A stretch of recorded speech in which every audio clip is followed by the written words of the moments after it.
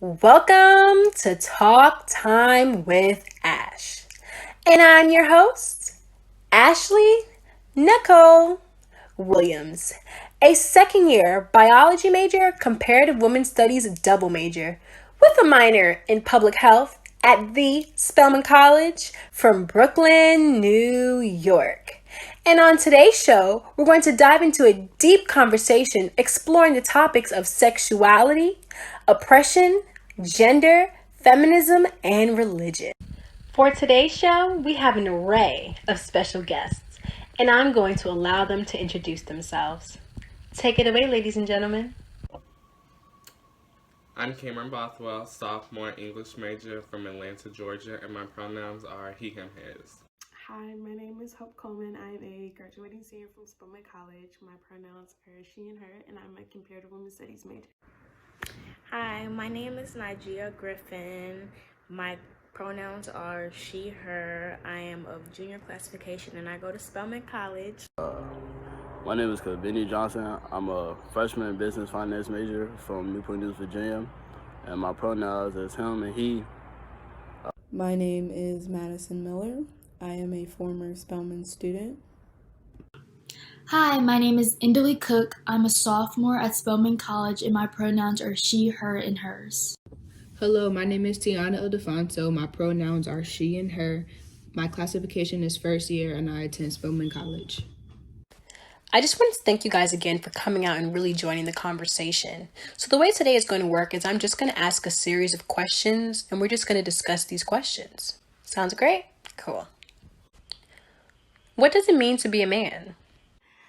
Manhood to me is challenging because I know I still like some of the patriarchal views that come with manhood, like a man being a protector and a provider, and I believe that a man should be able to provide financially. However, I also believe that a man should be able to provide emotionally and mentally just as well. So I feel like being a man doesn't mean that you're just stronger than me, but it also means that you do have the responsibility to make sure your communication isn't trash and your mind isn't narrow. How would you define the feminist movement? The feminist movement wasn't advocated for black women, but for white women essentially. Do you identify as a feminist? I don't identify as feminist because it was a term created for white women, and as a black woman who was raised by another black woman, I identify as a womanist. Do you think that men are superior to women? I definitely do not think that men are more superior than women at all. I feel like, if anything, men have more of an obsession with control, which makes them create the illusion that they're more superior than women, but in no way do I believe that men are superior than women. How do you perceive or identify with the LGBTQIA plus community? I am a part of the LGBTQIA plus community. I am a lesbian woman. I perceive the LGBTQIA plus community as hostile towards African American women, black women, mainly because it seems as if gay men try to emulate mannerisms of what they perceive as feminine, and a lot of times it comes off as being, and I hate to say this, a ghetto black woman. That's their go-to. That's their, you can't mess with me because I have this black woman, I'm an independent black woman attitude. And they are the better for it, right? Because being an independent black woman, I mean, who else can you emulate? Who does it better? Who does it better? You know, but at the same time, like, that's not to applaud or praise them, but at the end of the day, that's a main point. You see with a lot of transgender deaths, especially those that are black, the community doesn't shed a lot of light. So as far as LGBTQIA plus community, although they would like to claim they are inclusive, I would have to disagree. Do you believe that the members of the LGBTQIA plus community have the right to live their lives as they please without the input of others? I 100% believe that members of this community have the right to live out a life that they want to without the input of others. I feel that if this is a community that makes them feel included and makes them feel like this is who they really are, I 100% am for it. I feel that you always get the best out of a person whenever they are truly them and all the authenticity is there.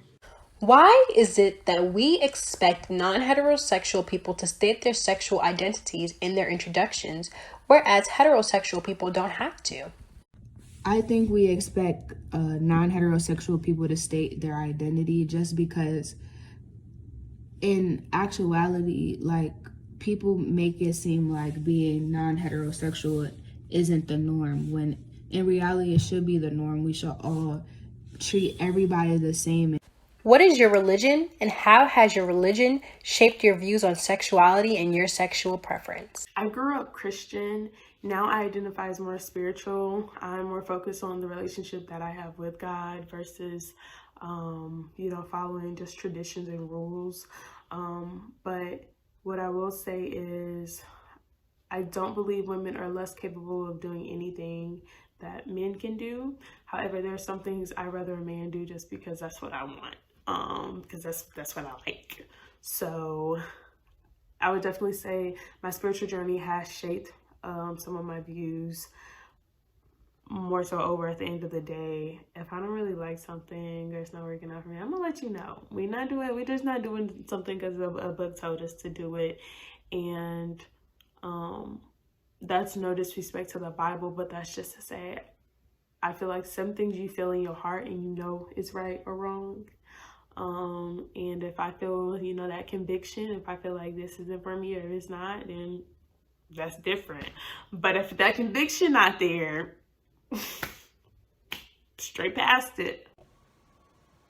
I identify as a Christian, and for the longest, I was a bit conflicted as to how my sexuality and my religion could intertwine and mesh, but I always just chose to value myself and live my life as me over what other people thought was right. My religion is Muslim, and homosexuality is deemed as terrible in the Muslim community. However, the Muslim community is definitely open, and we're very non-violent and non-judgmental religion.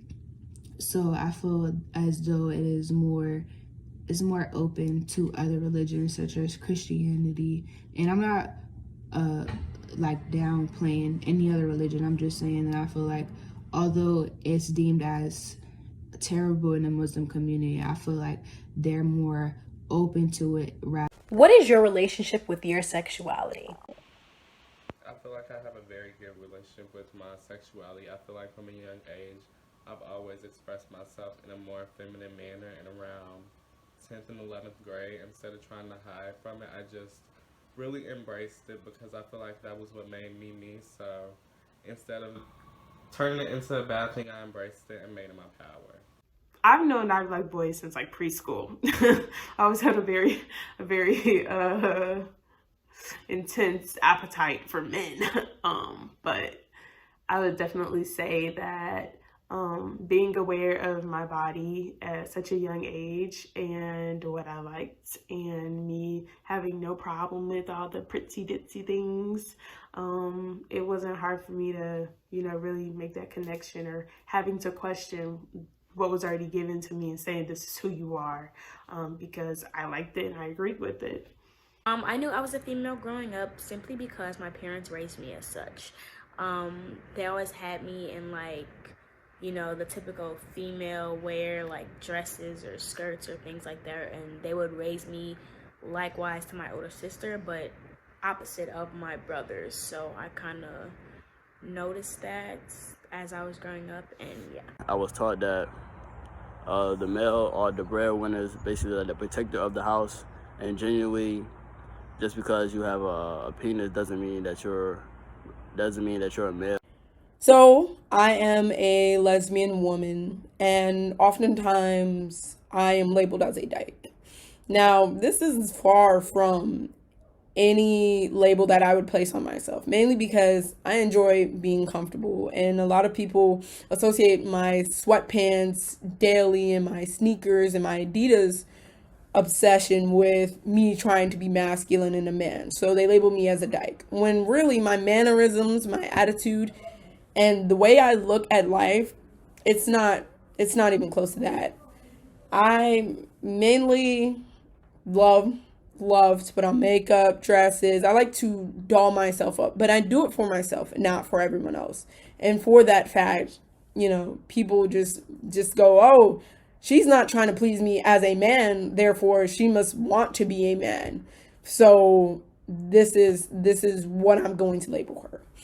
And it's something that is a little frustrating because I don't believe that I'm masculine presenting. I do not believe that I have any masculinity popping out. So, growing up, I was raised to know that I am a girl or a female. My parents brought me dresses, skirts, I played with Barbie dolls, all of those sorts of things.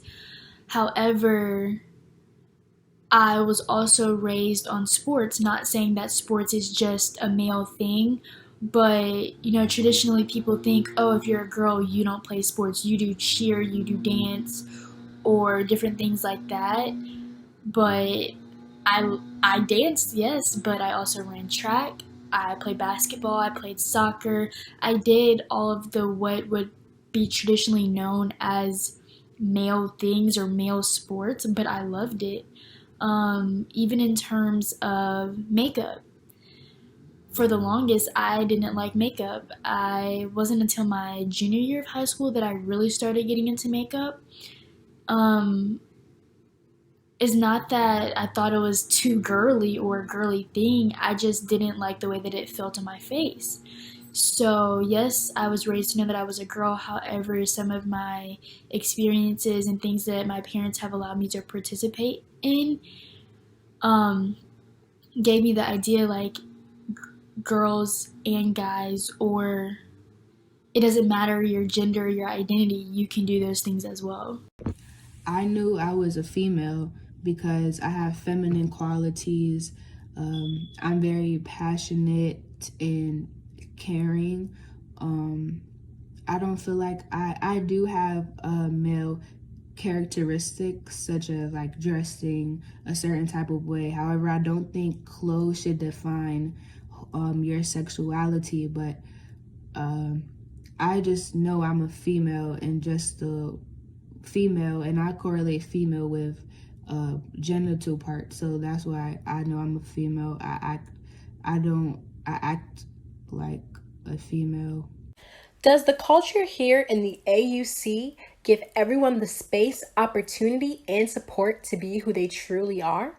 I do believe to some sort that the AUC gives everyone the space, opportunity, support to be who they truly are, especially since I've been at Spelman. There are different types of people in the AUC, like there are a lot of creatives, people of different personalities and everything, and I feel like everyone genuinely has supported one another, doesn't judge on other people, and rarely do I come across someone looking down on someone else because of who they are and how they view themselves. To a certain extent, there are organizations and groups in the AUC that cater towards different students' needs. However, there are still some students or faculty that don't agree with what certain students do or the decisions that they make.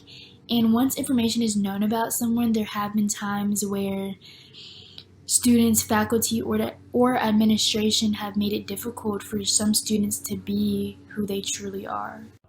I believe the AUC allows individuals to be themselves. I can't necessarily say that it's safe, but I can say that you can find some people in the AUC just like you, whether you're anime loving, whether you're a part of the LGBTQIA plus community, whether you're a devout Christian, whatever it is that you believe is a strong part of your character and nature, you can find someone in the AUC down for you. But at the same point in time, these groups can fight each other. where you have your devout Christians and your LGBTQ plus community. But the main point remains that you can be who you want to be in the AUC. You can find yourself here. And that's a wrap, ladies and gentlemen. I just want to thank you guys for all coming out today and joining this conversation. Have a great week.